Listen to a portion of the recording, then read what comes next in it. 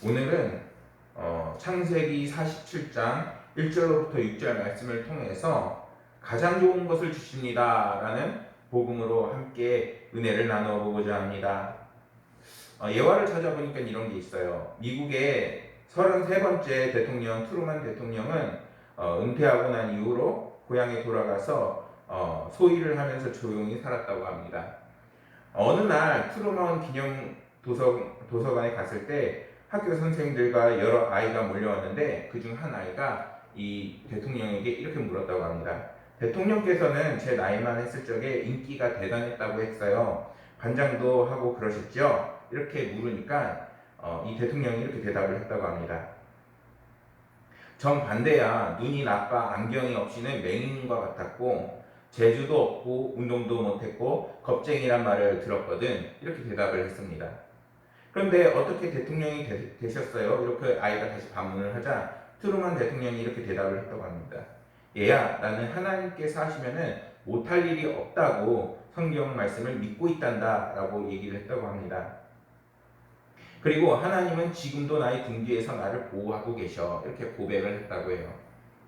오늘 말씀에서는 요셉을 도우셨던 하나님께서 이제는 야곱의 그 족속들까지 구하셔서 이제 그 땅, 고센 땅을 예비해 놓으신 것을 오늘 말씀을 통해서 볼 수가 있습니다. 1절 말씀에서 요셉은 바로에게 가서 고하여 라고 말씀합니다.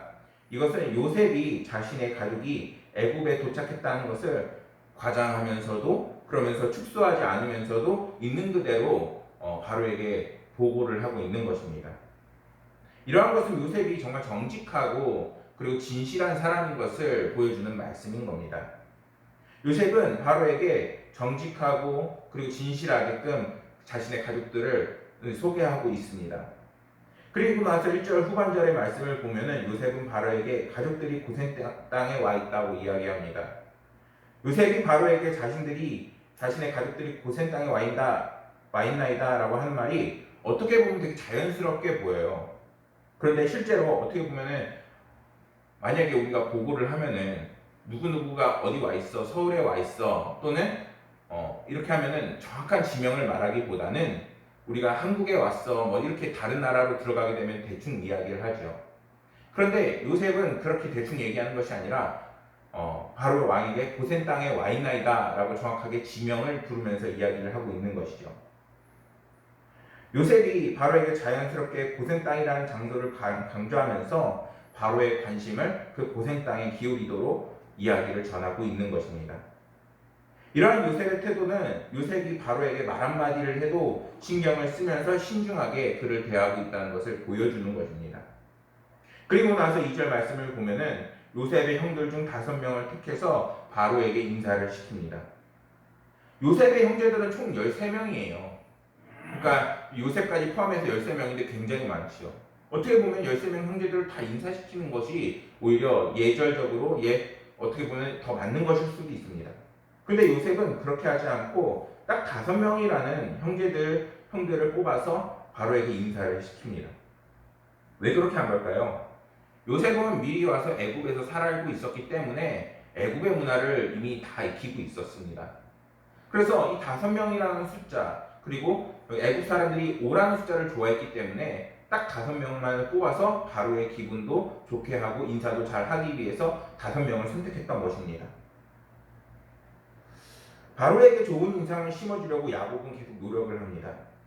그것은 그들이 고센 땅에 살 수 있도록 허락을 받기 위해서였습니다. 요셉에게 있어서 고센 땅은 너무나도 필요한 땅이었습니다.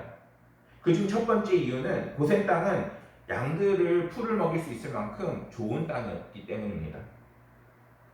그리고 두 번째로 고센 땅이 필요했던 두 번째 이유는 애굽의 수도와 멀리 떨어져 있는 땅이었기 때문입니다.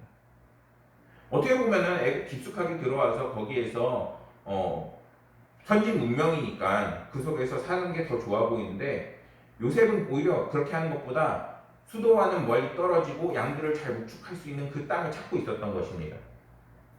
요셉에게 하나님께서는 지혜를 주셔서 고센 땅을 보게 하시고 그 땅에서 양을 치면서 이스라엘 백성들, 그러니까 야곱의 족속들이 살 수 있도록 지금 안배하는 하나님의 인도하심을 우리는 볼 수 있는 것입니다. 요셉은 자신 있게 가족들에게 가뭄을 피해서 애굽으로 오라고 했지만 하나님을 섬기는 야곱의 족속들이 우상 숭배가 너무나도 만연한 애굽으로 들어오게 되면은 그 문화에 물들진 않을까. 또는 목축을 하는 주와 활동을 하는데 이때 당시에 직업이 그 계급을 나타냈는데 목축을 하는 동물을 돌보는 일은 천한 계급으로 소속이 되어 있었습니다. 그래서 자신들의 가족이 무시는 당하지 않을까 많은 고민이 있었습니다. 때문에 야곱은 목축도 자유롭게 할 수 있고 우상 숭배와도 먼 애굽과 거리가 있는 고센 땅을 발견하고 그곳이 꼭 우리에게 맞는 땅이고 필요한 땅인 것을 보게 된 것입니다. 말씀을 통해 보여주는 요셉의 처신은 오늘날 하나님의 백성들이 어떻게 지혜롭게 깨어 있어야 하는지를 분명하게 보여줍니다. 우리도 이러한 요셉처럼 깨어 있어서 우리의 삶을 진행함에 있어서 하나님의 인도하심을 받고 하나님의 지혜를 받으면서 정말 하나님과 가까이 살면서 그러면서 우리에게 맡겨진 사명과 본분을 다할 수 있는 삶으로 이끌어 나가야 하는 것입니다. 물론 지혜롭게 산다는 것이 세상 사람들이 말하는 것처럼 나의 이익만을 챙기고 또는 세상의 권력자, 권세자들의 비위를 맞추면서 불의와 타협하는 것은 전혀 아닙니다. 우리는 그렇게 살아서 반대는 것이죠. 하지만 하나님의 백성들은 하나님의 선하신 방법에 이끌려 하나님께서 원하신 그 뜻대로 나아가는 인생을 살아야 하는 것입니다. 하나님의 백성들이 이 세상에서 그리스도인으로 살아가고자 하면은 어쩔 수 없이 고난과 그리고 실제적인 어려움들을 만날 수밖에 없습니다. 하지만 거기에 문제를 더해서 지혜롭지 못한 태도로 끊임없이 우리의 삶을 힘들게 하고 공고하게 하며 하나님의 삶으로 나아가는 그 인생이 너무나도 회의가 들 정도로 인생을 살아나간다면 그건 정말 지혜가 있다고 말할 수 없을 것입니다. 때문에 하나님의 백성은 고난이나 불의 그리고 다른 사람들처럼 막 악착같이 고난을 피하려고 그렇게 노력하진 않아도 하나님께서 우리를 사랑하시고 십자가에 달려 돌아가신 그것을 바라보면서 하나님의 그 기뻐하신 우리의 모습을 지켜나가는 인생을 살아나가야 하는 것입니다. 그러기 위해서 우리는 매사에 하나님께 지혜를 구하면서 하나님께서 인도하시고 그 뜻이 살아나기를 바라면서 우리 인생을 처신해야 하는 것입니다. 하나님을 사랑하고 세상을 사랑하고 또 하나님이 구원하신 우리의 영혼도 돌보면서 우리는 지혜롭게 인생을 진행해 나가야 하는 것입니다. 3절 말씀을 보면은 바로는 요셉의 형들에게 바로 생업이 무엇이냐라고 물어요. 방금 말씀드렸듯이 그 생업하는 일이 그 애굽 당시에는 계층과 계급을 나타내는 것이었기 때문에 바로는 만나자마자 하는 일이 무엇이요? 이렇게 묻는 것입니다. 그러자 이런 질문을 들은 요셉의 형들은 어떻게 보면은 우리는 양을 쳐요 이렇게 바로 얘기할 수 있는데 그렇게 얘기를 하지 않고 오히려 자신들의 선조의 직업까지 목자라고 대답하면서 그 깊이 있는 대답을 바로 왕에게 하는 것을 보여줍니다. 이것은 비록 애굽 사람들이 동물을 돌보는 일을 천하게 보는 직업이지만 가나안 땅에서 온 이 야곱의 족속들은 자신들의 조상부터 자신의 목축업을 기반으로 하면서 우리는 그 이스라엘 백성들이 늘어났고 그리고 그것에 뿌리를 두고 있다는 것을 자신 있게 이야기하는 것입니다. 이런 형제들의 대답은 바로에게 있어서 자신을 소개함에 있어서 굉장히 매력적으로 보이게 하고 또한 자신들도 이야기하면서 자부심 있는 대답으로 우리가 뿌리가 있고 하나님께서 인도하신 민족이라는 것을 분명하게 나타내는 것입니다. 4절 말씀에서 요셉의 형제들은 바로에게 기근으로 인해서 우리가 목축을 할 수 없어서 애굽 땅으로 거류하러 왔다고 합니다. 사실 지금은 이제 성경이 개역 개정판이라서 한번 개정이 된 거지만 물론 여러 번 개정이 됐지만 현재 쓰고 있는 개정판 전에는 우거하다라는 단어를 썼었습니다. 이 거류하다, 우거하다라는 사전적 의미는 남의 나라의 영토에 머물러 산다라는 뜻도 있지만 어떤 곳에서 임시로 머물다라는 의미를 분명하게 나타내고 있습니다. 사실 애굽의 족속들이 맨 처음에 내려갈 때는 작았어요. 하지만 그런 작은 민족이라도 그 나라 안에 원래는 우리의 민족이 아니었는 다른 나라 안으로 많은 사람들이 들어오게 되면은 혹시 이 사람들이 문제를 일으키진 않을까? 물론 요셉의 가족들이긴 하지만 다른 나라 왕이라고 하면은 반드시 걱정거리가 되고 문제거리가 될 수도 있는 것입니다. 그런데 이들은 우리는 거류하러 왔다라고 이야기하면서 반드시 우리는 하나님께서 예비하신 땅, 가나안 땅으로 다시 돌아갈 것이다라는 의미를 담고 있는 말씀을 이제 바로에게 전하면서 바로의 마음 역시 안전하게 그리고 안심하게 되는 효과를 가지고 있는 것입니다. 물론 그들을 요셉의 형제들 그리고 야곱의 족속들이 현실적으로 봤을 때 어떻게 보면 애굽 땅이 더 살기 좋아 보였을 수도 있어요.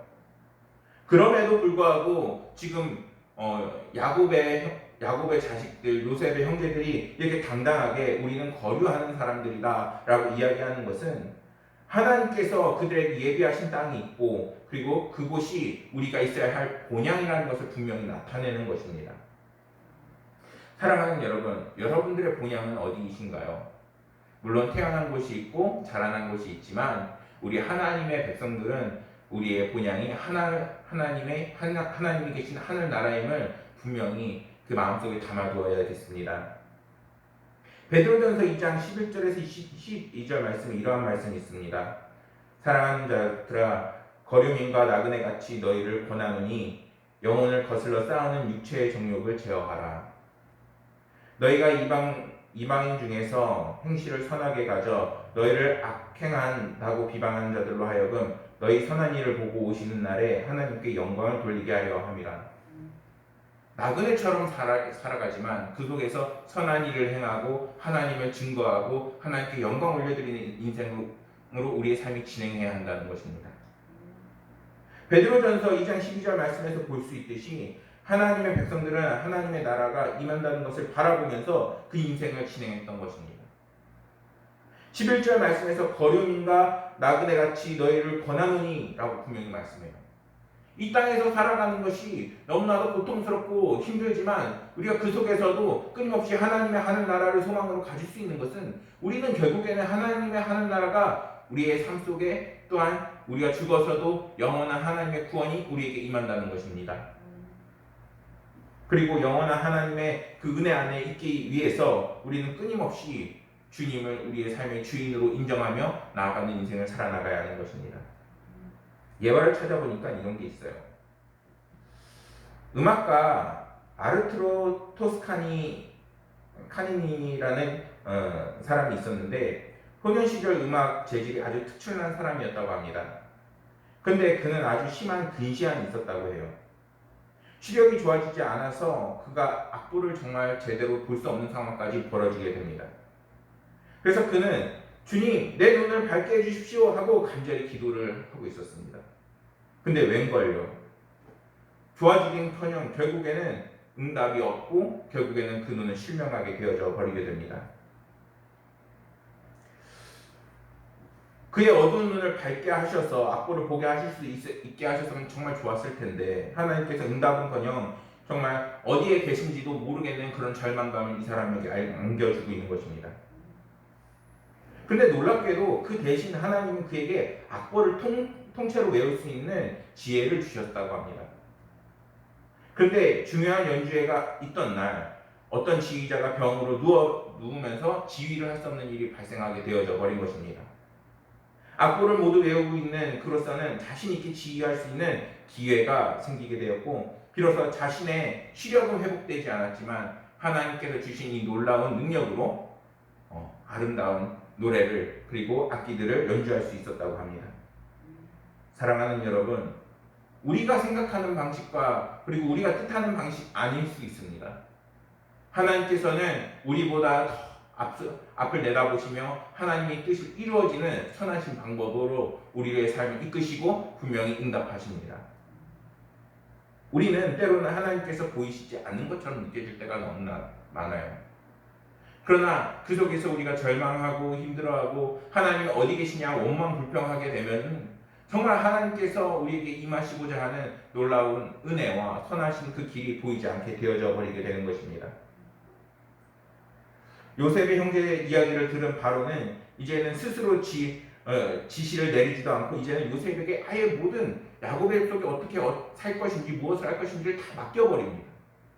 요셉이 바로에게 엄청난 신임을 얻고 있었다는 것도 보여주는 것이지만 분명히 이 족속과 가족들을 만나보니까 이들이 우리와 함께 있어도 해를 끼치지 않고 분명히 믿음과 신의를 지킬 사람이라는 것을 바로는 확신을 갖고 있었던 것입니다. 사랑하는 여러분, 그런데 우리가 한 사람의 신임을 얻는 것도 이 세상에서는 너무나도 어려워요. 때문에 우리는 끊임없이 누군가에게 잘 보이려 하고 또는 어떻게 보면은 더 잘 나가려고 하고 또는 누구에게 아부를 할 수도 있습니다. 그런데 지금 오히려 우리의 생각과 세상의 방법들이 아닌 하나님께서 그들의 마음을 돌이키셔서 그 야곱의 자손들의 그 길을 열어주시고 함께 하신 것을 우리에게 보여주고 있는 것입니다. 6절 말씀에서 땅의 좋은 곳이라고 말씀은 전합니다. 히브리 원어에서는 메타브라는 단어가 쓰였는데 이 단어에는 아름답다, 안전하다, 유익하다라는 뜻을 담고 있습니다. 따라서 이는 아름답고 안전할 뿐만 아니라 유익을 주는 곳, 바로 그러한 곳을 하나님께서는 야곱의 백성들에게 예비하시고 주는 장면이 오늘 말씀에 나오고 계신 것입니다. 창세기 46장 28절 말씀에 이러한 말씀이 있습니다. 야곱이 유다를 요셉에게 미리 보내어 자기를 고센으로 인도하여 하고 다 고센 땅으로 이르리니. 이 사람들이 오기 전에 이미 바로는 고센 땅을 이들에게 주려고 어느 정도 허락을 놓은 상태였던 겁니다. 근데 오늘 말씀에서 이제는 확실하게 공식적으로 고센 땅을 야곱의 족속들에게 주면서 이제는 자신의 가축까지도 돌보라고 그들에게 마음을 허락하고 돕고 축복하고 있습니다. 하나님께서는 택하신 민족 이스라엘 민족을 강한 민족, 또한 하나님께서 아브라함에게 하신 약속 창세기 22장 17절 말씀, 내가 내게 큰 복을 주고 내 씨가 크게 번성하게 하여 하늘의 별과 같고 바닷가의 모래와 같게 하리니 내 씨가 그 대적의 성문을 차지하리라 라는 말씀을 이루려고 이제는 고센 땅으로 이들을 인도하신 것입니다. 사랑하는 여러분, 말씀을 정리하겠습니다. 하나님께서 여러분들을 얼마나 사랑하셔서 반드시 이끄시는 그 뜻이 있는 곳 또는 여러분들의 삶이 있는 그곳으로 반드시 인도하실 것입니다. 그런데 그때 중요한 것은 요셉과 같이 지혜롭고 요셉의 형제들과 같이 하나님을 바라보고 하나님께서 우리를 하나님의 본향으로 이끄시는 그러한 인생을 진행해 나가야 하는 것입니다. 사랑하는 여러분, 하나님을 바라보세요. 하나님께서 반드시 여러분들의 삶에 가장 좋은 것으로 채워나가십니다. 하나님께서는 여러분들을 통해서 반드시 하나님의 뜻을 이루시고 그리고 하나님께서 살아계신 그 증거를 우리에게 보여주실 것입니다. 오늘날 코로나 바이러스와 그리고 너무나도 견디기 힘든 고난과 어려움을 만난다 할지라도 우리가 좌절하지 않을 것은 반드시 하나님께서 우리에게 가장 좋은 것으로 채워나가시고 함께 하실 것이라는 것입니다. 그러한 믿음으로 날마다 승리하시고 하나님이 주신 은혜를 풍성히 누리시는 저와 여러분들이 되기를 간절히 소망하겠습니다. 기도하시겠습니다.